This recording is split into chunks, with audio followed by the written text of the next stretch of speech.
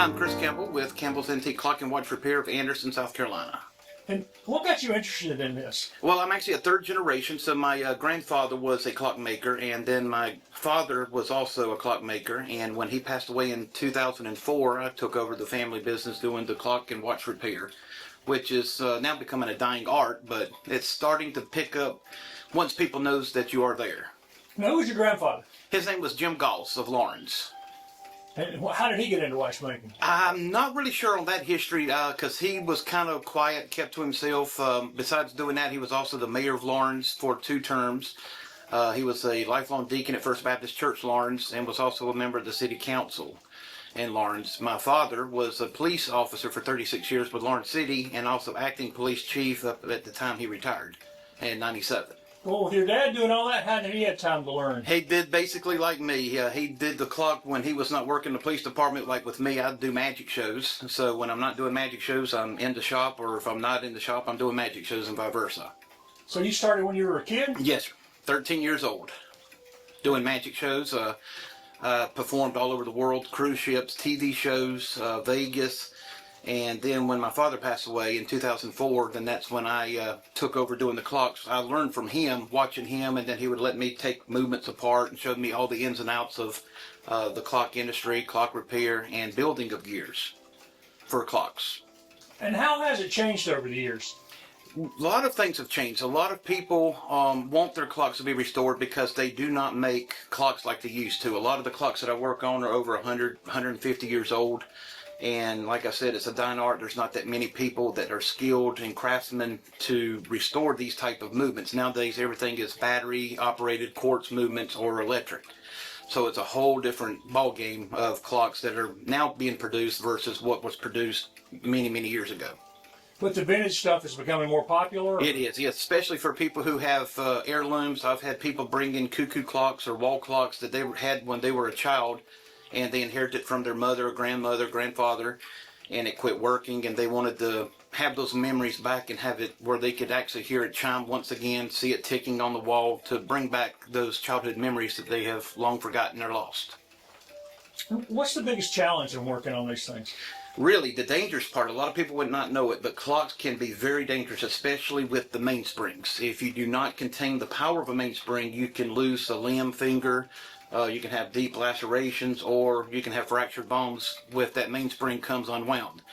And unfortunately, in the past, I've had 2 of those. I've had deep cuts and broken fingers from mainsprings unwinding without being properly secured.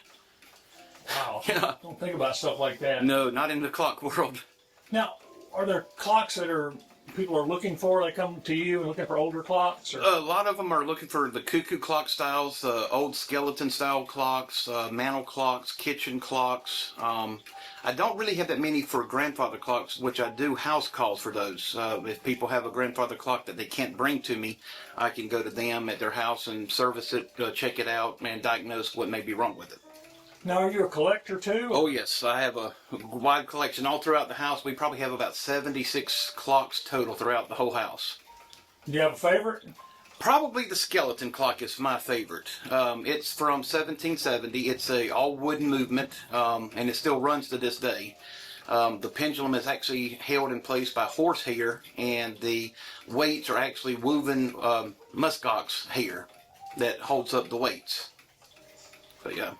And what area do you serve? Do you repair and help people from all over? Oh yes, we've actually been getting in clock and watch repair from all 50 states. I've got a person sending me a clock in from Anchorage, Alaska in the next week. I'll get work in from Maryland, New Jersey, Texas, you name it.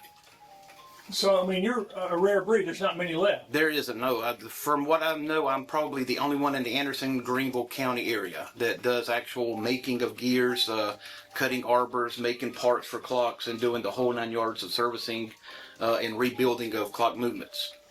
And I guess it depends on the clock. Right? This question is kind of broad, but how time-consuming is it? It can be very time-consuming. This clock that's on my workbench, I've been working on now for 3 months. It came in with a ton of issues, and basically I've had to start from scratch making gears, cutting different arbors for the gears, and just basically doing a complete rebuild of that clock, and that was from 1890. So it's a very old clock, and it was very badly worn when we got it. Is there a clock you've always wanted to get your hands on, trying to be able to find? Yes, the one that I would love to get my hands on, which I would not probably want to have it in my house, is called the French death clock. It was gold plated with mercury and lead based clock.